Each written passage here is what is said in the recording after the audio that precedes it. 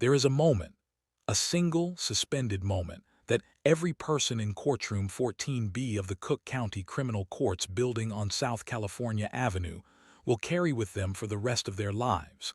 Not the moment the officers moved. Not the sound of the chair scraping back or the gasp that rippled through the gallery like a stone dropped into still water. No. The moment they will remember, the one that will come back to them in the middle of ordinary afternoons for years and years, is the moment just after, the moment when Corvus Alding Wells turned around. He was 44 years old. He was wearing a charcoal gray suit he had pressed himself the night before in the kitchen of his apartment because the dry cleaner had been closed on Sunday. He was holding a document, 12 pages, folded lengthwise in his left hand. His right hand was empty. His face was still, not frozen, not afraid, still, the way a lake goes still before a storm moves in from the north, and he looked at what was coming toward him, and he looked at the judge, and he looked at the jury, 12 people who had agreed to hear the truth, and then Corvus Wells made a decision. Most people in that moment would have stepped back. He stepped forward. What happened in that courtroom in the next 4 minutes was not in any law textbook. It was not in any procedural manual. It will not be in any of the official records, because official records have a way of editing out the parts that embarrass the system. But it happened. And by the time those 4 minutes were over, Corvus Wells, a black man from the west side of Chicago who had been pressing his own suit since he was 12 years old, was standing at the judge's bench. Not as a defendant, not as a supplicant, as the only person in that room willing to tell the truth out loud. This is the story of how he got there, and what it cost him, and what it changed. If you have somewhere to be, cancel it. Because once this story starts moving, it does not stop. And before we dive any deeper, let us know in the comments where you're watching from. We would genuinely love to hear from you. And if you believe that stories like this one deserve to be heard, please hit that subscribe button right now so you never miss a single one of our upcoming videos. Before we go back to that courtroom, before we watch what Corvus does in those 4 minutes, we need to ask ourselves some questions. The kind of questions this story is built on. The kind that will stay with you long after this video ends. What happens when the system designed to deliver justice becomes the instrument of its opposite? What happens to a man who has spent his entire life building carefully, building quietly, building with the discipline of someone who knows the world is watching and looking for any reason to tear it all down? What happens when that man is pushed past the edge of patience? And here is the question underneath all the others. The one that matters most. What did Gregor Vance bury? Because there is something you need to understand about this case before we go any further. Corvus Wells was not just defending a 22-year-old man with 2 broken ribs and a 3-year-old daughter who loved butterflies. He was not just fighting a wrongful arrest charge in a Chicago courtroom on a gray November morning. He was pulling on a thread. And threads, when you pull them in a city like Chicago, in a system like this one, they don't just come loose. They unravel. They pull down walls. They reveal rooms that were never supposed to be opened. Corvus didn't know when he walked into courtroom 14B that morning exactly what was behind that wall. He was about to find out, and so were we all. To understand what happened in that courtroom, you have to understand where Corvus Wells came from. Not just the neighborhood, not just the economics. You have to understand the texture of his life, the specific weight of it. He grew up on West Flournoy Street, in a part of the city that never made it into the tourism brochures. The buildings there were old and patient, the way buildings get when they've been holding up families for 4 or 5 generations and no one has come to repair them. The street had a particular sound in winter, the wind off the lake finding every gap in every window frame, making the whole block whisper. Seraphine Wells kept their apartment immaculate. That was her act of resistance.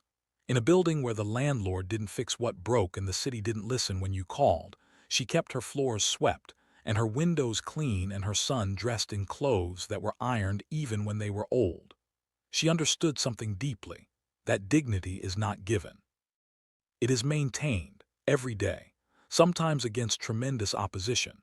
She passed that understanding to Corvus the way you pass down something valuable, not all at once, but in pieces over years until the day he realized he'd been holding the whole thing all along. Thados Wells left when Corvus was 9. There was no dramatic exit, no screaming fight, no broken dishes. Thados simply became less present, then absent, then gone. He was not a bad man. Corvus, who spent years working through his feelings about his father the way you work through a complicated legal brief, carefully, without flinching, eventually arrived at something that wasn't quite forgiveness and wasn't quite understanding but was close to both. His father had been crushed by forces he didn't have the tools to resist.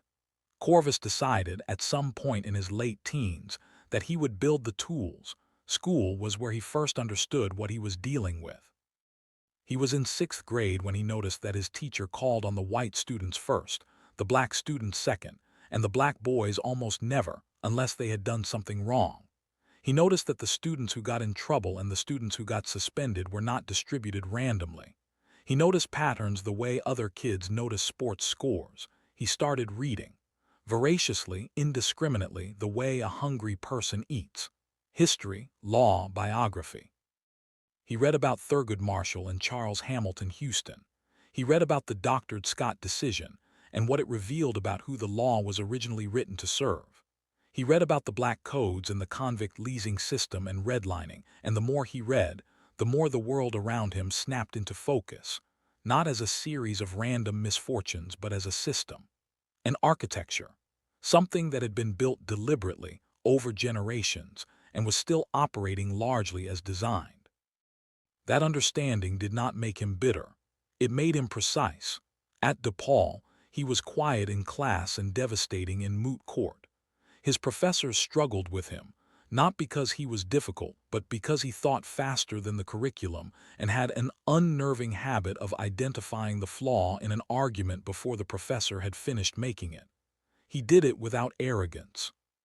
He would raise his hand and say, gently, "I think there might be a problem here with how we're framing the question." And then he would explain the problem, and the class would sit in a particular kind of silence that meant he was right.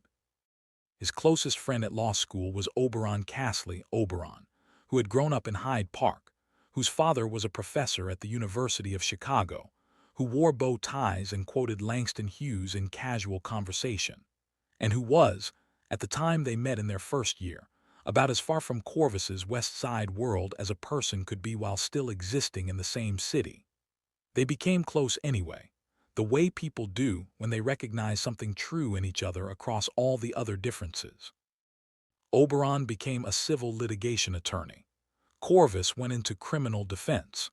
They had lunch every Thursday at a Greek diner on Randolph Street and argued about everything with the warmth of people who fundamentally agreed about the things that mattered. The office on West Madison Street was Oberon's idea, actually. He helped Corvus find the space, helped him negotiate the lease, showed up on moving day with a truck he'd borrowed from a cousin and an inexplicable number of houseplants that he insisted would improve the energy. The plants were still there, 10 years later. Most of them had survived. Corvus built his practice case by case. There was the landlord in Logan Square, who had been systematically refusing to make repairs in units rented by black and Latino tenants, while maintaining the units rented by white tenants in perfect condition. Corvus spent 14 months on that case and won a settlement that forced the landlord to sell the building. There was the young woman from Humboldt Park who had been arrested for a crime committed by her neighbor, and whose public defender had spent less than 20 minutes with her before recommending she take a plea deal. Corvus got the charges dismissed, and then filed a complaint against the public defender. There was the retired postal worker who had been stopped, frisked, and falsely arrested in his own alley by officers who claimed they didn't know he lived there. Corvus took that case to federal court. He never got rich. He got good. And when Daryl Payne's mother called him on a Thursday morning in late October, her voice thread-thin with exhaustion and something that sounded like it was trying very hard not to become despair, Corvus listened without interrupting. He asked 3 questions. He said he would need to see the dashcam footage, the arrest report, and Daryl's medical records. Then he said, "I'm going to need you to trust me, and I'm going to need Daryl to trust me. Because I think this is bigger than what they're telling you, and I'm not going to promise you it'll be easy. but I'm going to promise you that I won't stop." He hung up the phone. He sat for a moment in his office, looking at the framed dollar bill on the wall. Then he opened a new file on his computer and began to build. The trial of Darrell Payne began on a Monday in November, under skies the color of old pewter, the lake wind pushing dead leaves across the plaza outside the criminal court's building. Corvus arrived at 7:15, a full hour before the courtroom opened. He spread his materials across the defense table and went through them the way a musician goes through scales, not because he didn't know them, but because the act of going through them told him something, confirmed something. Let him hear the music the way it would actually sound in the room. Darrell arrived at 8:30 with his mother, Celestine, and his aunt Vondrietta, who was a large, quiet woman with silver locks and a way of looking at people that made them feel simultaneously seen and measured. Darrell looked tired. He looked the way a young man looks when he has been living inside a legal case for a year, stretched thin, careful, carrying more weight than should be carried by someone who had simply been driving home from his mother's birthday dinner. He sat down next to Corvus. He said quietly, "You ready?" Corvus said. "I've been ready for 11 months." The jury was seated, 7 women, 5 men, 9 of them white, 2 black, 1 Latina. Corvus had studied each of them during voir dire with the patience of a man reading a map in a foreign language. He had used his peremptory challenges carefully. The jury he ended up with was not perfect. No jury ever was, but it was honest. He could feel honest juries. They had a particular quality of attention. Gregor Vance sat at the prosecution table in his navy blue suit, accompanied by a younger assistant and the plainclothes officer. A man Corvus had learned was named Sheridan Brault, who had been introduced simply as a departmental liaison. A title so vague it explained nothing and was therefore, to Corvus, immediately interesting. Judge Patris Hollenbeck entered the courtroom, and the room stood and sat with the practiced efficiency of people who had done this many times. She was a compact woman with silver-streaked hair pulled back, and she had a way of looking at the room over the top of her glasses that communicated without words that she had not survived 22 years on this bench by tolerating foolishness. She looked at Corvus. She looked at Vance. She said, "Let's proceed. I expect professionalism from both sides." It was not quite a warning. It was the step before a warning. The first days were procedural opening statements, the prosecution's initial witnesses. Vance presented the officer's account cleanly and confidently. The traffic stop, the claim that Darrell had become agitated, the claim that he'd swung at Officer Terrence Holt, the use of force to subdue him. He presented it as a story of officers doing a difficult job under pressure and a defendant whose account was simply not credible. Corvus listened to all of it with his hands folded on the table and his face revealing nothing. His cross-examinations were surgical. He did not go for theater. He went for precision. He asked Officer Holt about the dash cam. He asked why it had taken 11 minutes from the start of the stop for the dash cam footage to begin recording. Holt said he didn't control the camera. Corvus nodded and said he had no further questions. He asked the second officer, a man named Breslow, about the arrest report, specifically about the timeline. Breslow had written that Darrell became agitated immediately upon being approached. Corvus showed him the partial dashcam footage, the portion that existed in which Darrell could be seen standing with his hands visible, and his posture entirely non-threatening for the first 90 seconds of the encounter. Breslow said the footage didn't show everything. Corvus said he agreed and asked Breslow if he could explain what had happened in the 11 minutes the camera wasn't recording. Breslow said he didn't know. Corvus said he had no further questions. But it was on the 4th morning, the morning of Drummond Keel's testimony, that everything changed. Corvus had stayed up until past midnight, going through the appendix of the Internal Affairs document for the 3rd time. Not because he hadn't read it before, but because something had been nagging at him, a feeling he had learned over years to trust, a feeling that said, "You missed something. Go back." He found it at 11:42 at night.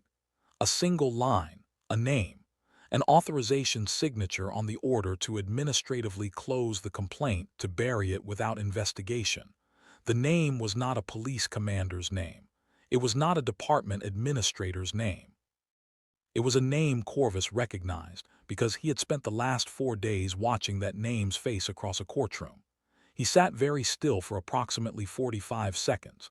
Then he pulled up everything he could find on Gregor Vance's history with the Chicago Police Department in the last 16 years. His conviction record, his cases, the pattern of cases he'd won involving officers who had been the subject of prior misconduct complaints, complaints that had been buried.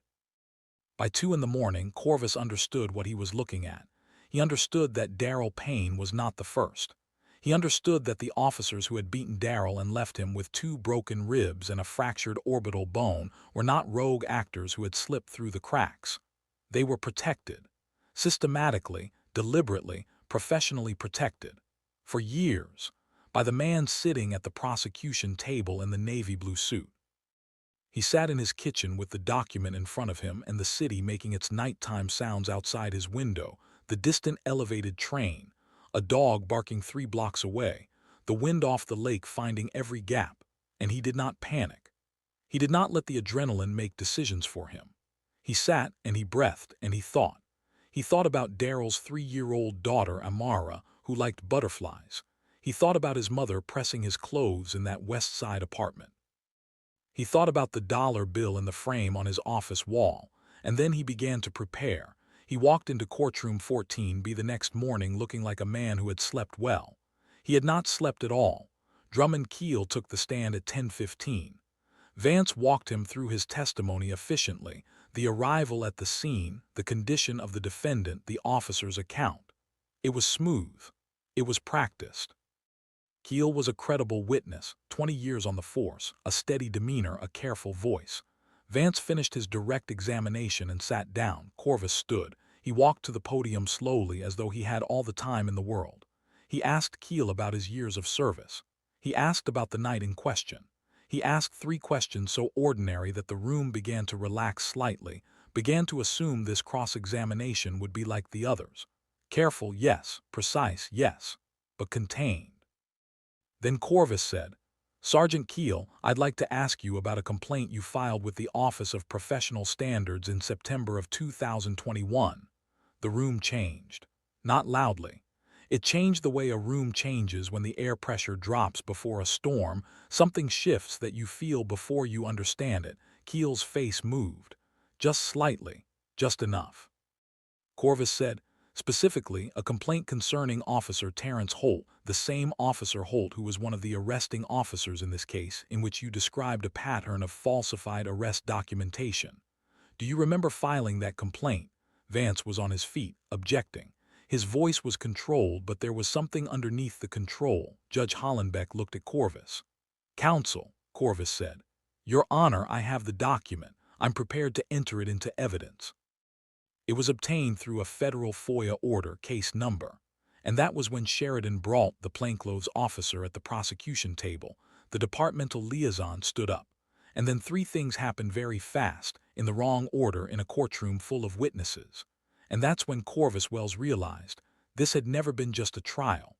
If this story has your heart racing right now, comment "I'm still watching" below. Let's see who is truly following this all the way to the end.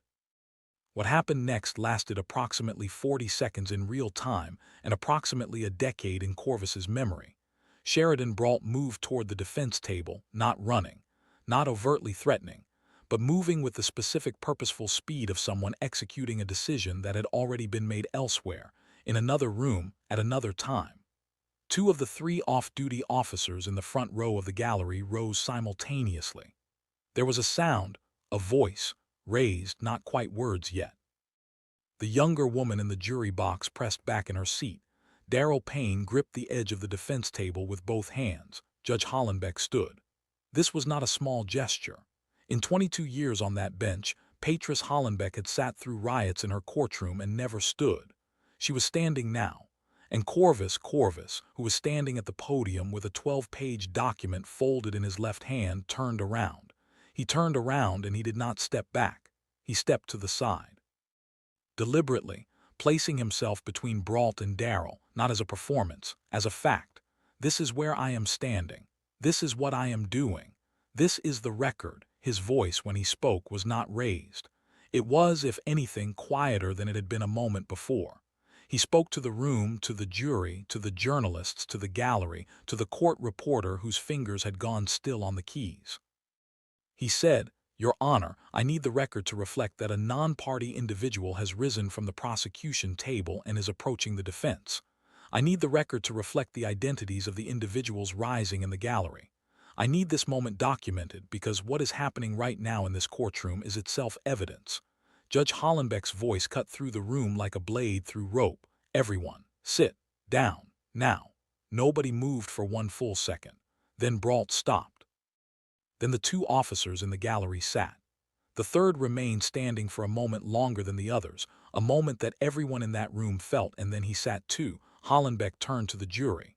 She said, in a voice from which all expression had been removed, "Ladies and gentlemen, I'm going to ask you to step out with the clerk for a brief recess. I need 15 minutes." Jury filed out. The door closed. What happened in those 15 minutes was not on the record. Court records reflect only a brief in-chambers conference, but three of the journalists present described it afterward in pieces, in columns and reports, and one long-form article published 6 months later, and from those fragments a picture emerged. Corvus Wells laid the document on the judge's bench. He did not hand it to her.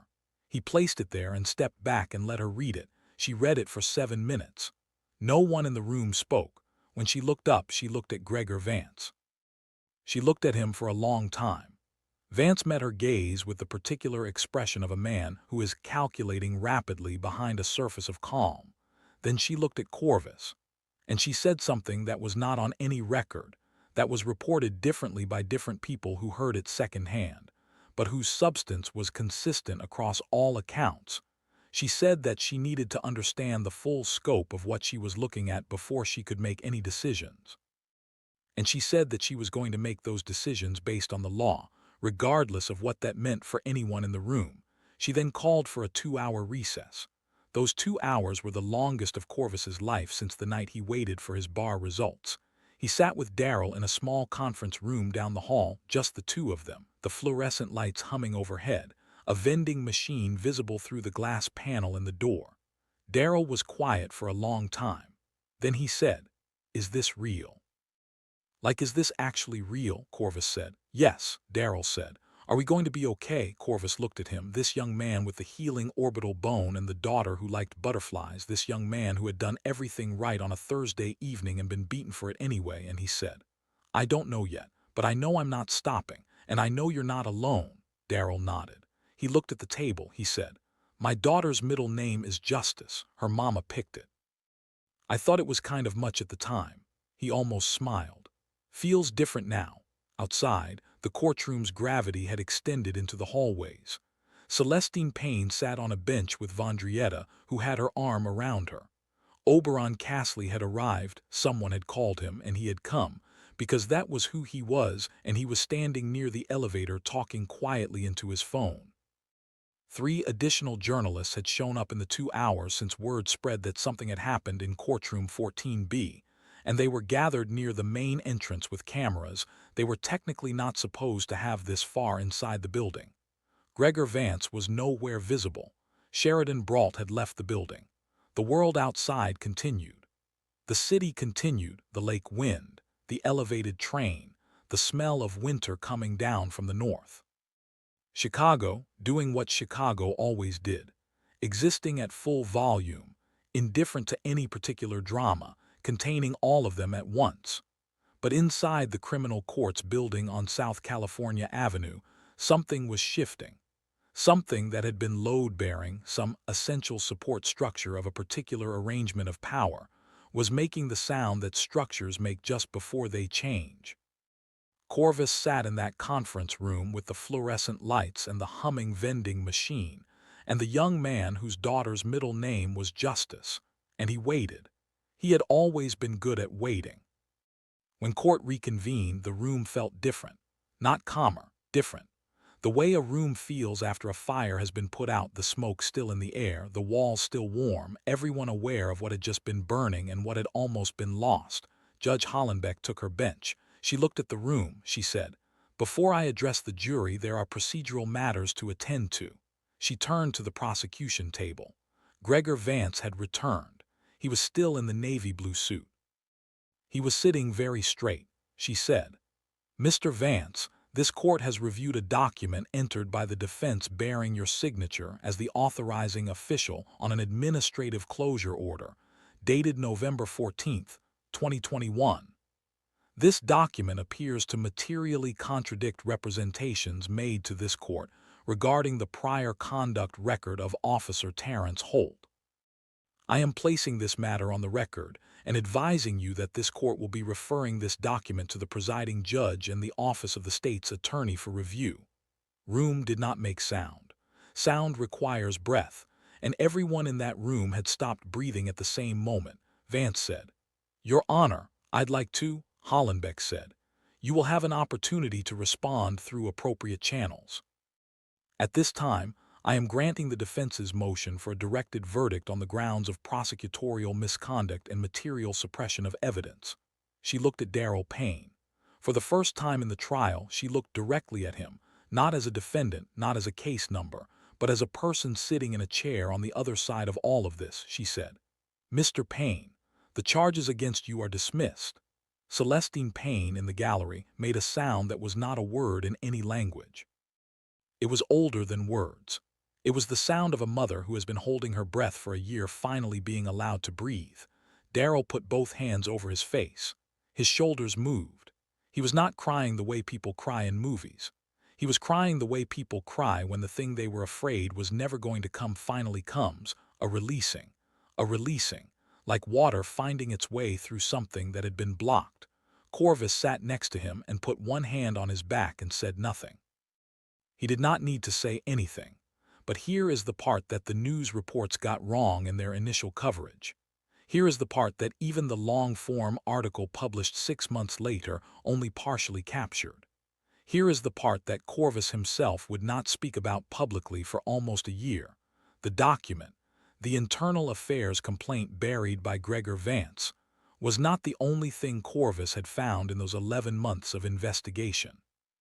While building the FOIA request, while tracing the paper trail of buried complaints and closed investigations, Corvus had found something else. A pattern, not just Vance, not just these two officers.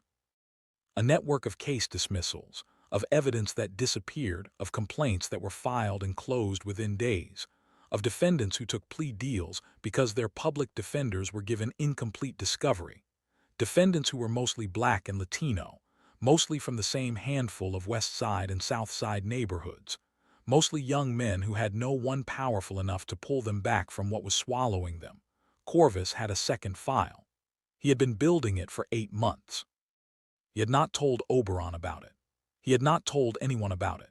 He had added to it quietly, in the evenings after the trial preparation was done, with the specific patience of a man who understands that some things need to be built completely before you show anyone they exist. That file was already in the hands of a federal investigator he had contacted 3 weeks earlier through a civil rights organization in D.C., the same organization that had helped him force open the FOIA request. He had sent it on a Tuesday morning by encrypted transfer from a coffee shop on Wabash Avenue, and he had then gone back to his office and continued preparing for trial. He had not known, walking into that courtroom, exactly what would happen. He had not known whether Hollenbeck would act, or whether the institution would protect itself the way institutions protect themselves, by absorbing the evidence and continuing to function as before. He had not known whether Vance had allies powerful enough to make even a federal referral disappear. He had only known that the file was built, that the evidence existed, that it was in more than one place now, held by more than one set of hands, and that, as his mother used to say, was the beginning of the only kind of safety that lasts. She thought he had lost everything. But what he discovered that night, in the appendix of a buried document at 11:42 in the evening, would not just change his case, it would change the city. The federal investigation that followed lasted 18 months. Gregor Vance was indicted on 7 counts, including obstruction of justice, evidence suppression, and conspiracy to deprive civil rights. Sheridan Brault, the departmental liaison, was found to have been functioning as a conduit between Vance's office and a network of officers facing misconduct complaints, systematically steering cases in exchange for considerations that the indictment described in language far more restrained than what they actually were. 3 additional prosecutors were placed under review. Officer Terrence Holt and his partner Breslow were suspended pending criminal investigation. It was not a perfect ending. Investigations rarely produce perfect endings. Some people who should have faced consequences did not. Some institutional structures that needed to be broken apart were instead reorganized and given new names. Some of the defendants who had taken plea deals in cases Vance had managed would have to fight through an entirely separate, slower, more exhausting process to have their records examined, a process that would take years and would succeed only partially. But some things changed. Really changed. Darrell Payne returned to work.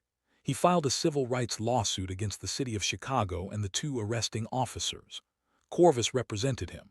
After 14 months of litigation, the case settled for an amount significant enough that Darrell was able to purchase a real house, with a yard in a neighborhood where his daughter Amara could ride a bike on a sidewalk that didn't have gaps in it. At the settlement signing, Amara, now 5 years old, was sitting on a chair in the conference room. She was wearing a dress with butterflies on it. Darrell looked at her. He looked at Corvus. He said, "I keep thinking about that night. The night they pulled me over. I keep thinking I did everything right and it still happened. So what does that mean?" Corvus thought for a moment. He said, "It means the problem was never you. It was never about what you did or didn't do. It was about a system that decided before you were born that it had the right to treat you a certain way. And what it means now is that we proved the system wrong. Not perfectly, not completely, but enough that Amara is going to grow up in a house her father bought, and enough that when she's old enough to understand the story, she's going to know that her father faced something enormous and did not break." Darrell was quiet for a moment, then he said, "What about you? You okay?" It was a simple question. The kind of simple question that gets asked in conference rooms after 14 months of litigation, between 2 men who had been through something together. Corvus smiled, a real smile, the kind that had been infrequent throughout the year of the trial. He said, "I'm building." Judge Patris Hollenbeck retired from the bench 14 months after the Payne trial. In her retirement remarks delivered in a largely empty courtroom on a Wednesday afternoon to colleagues and former clerks, she said something that was reported by a single journalist who happened to be present and that circulated afterward in legal circles. She said, "The law is a living thing, and living things can be corrupted, and living things can heal. What I know after 22 years is that healing always requires someone willing to stand up in the room and tell the truth at full volume in front of witnesses with evidence in hand, regardless of what that costs them. Those people are rare. When you encounter one, you remember it." She did not mention Corvus by name. She didn't need to.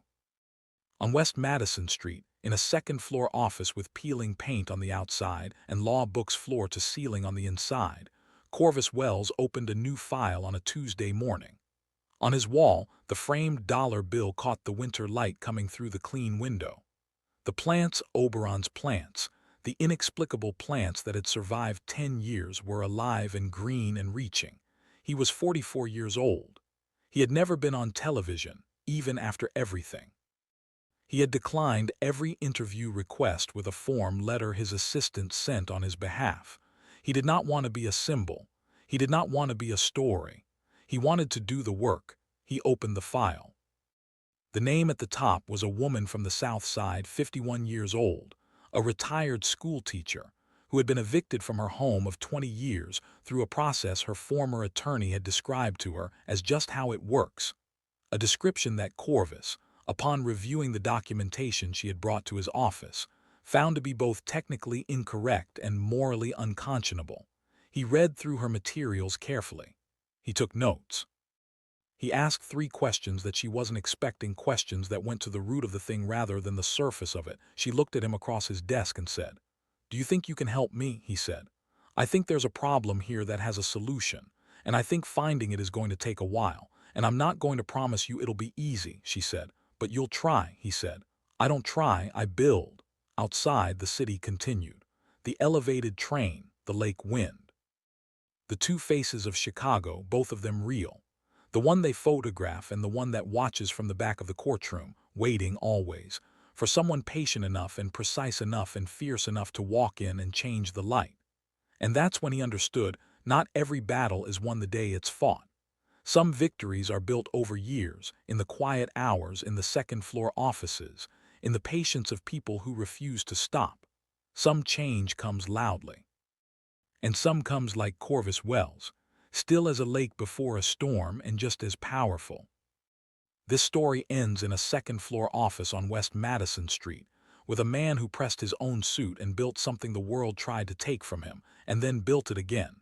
But there are questions this story leaves behind. The kind that stay. What would you have done if you were standing at that podium, holding that document, and you felt the room turn against you? When everything you had built was in the room and the room was threatening to take it, would you have stepped back? Or would you have stepped forward? And here is the other question. The one underneath. How many Daryl Paynes were there before Corvus found the file? How many young men took plea deals in cases that Gregor Vance had touched, cases where the evidence that could have saved them was buried in an appendix that no one thought to read twice? We will never have a complete answer to that question. Institutions protect their silences, but the question itself matters, because the question is an act of witness. And witness, as Corvus Wells understood from the very beginning, is what changes things. Not the loudest voice in the room, the most accurate one. And now we want to hear your voice. Tell us in the comments. Do you believe that justice, real justice, the kind that costs something to deliver, is still possible? Or has the system become too heavy, too protected, too layered to change from within? And if you know someone who has been Daryl Payne, who did everything right and still faced something they shouldn't have, share this story with them. Because sometimes the most powerful thing a story can do is remind someone that they are not alone, and that somewhere, in a second-floor office with peeling paint and too many plants, someone is building a case. Next time, we bring you another story from the places history doesn't always reach. A story about a woman who disappeared from a small town on the shore of Lake Michigan in 1987, and the daughter who spent 30 years finding the truth that an entire sheriff's department had decided to leave buried. If you think the story you just heard was something, wait until you hear what she found. Subscribe, so you're there when it drops, and we will see you in the next story.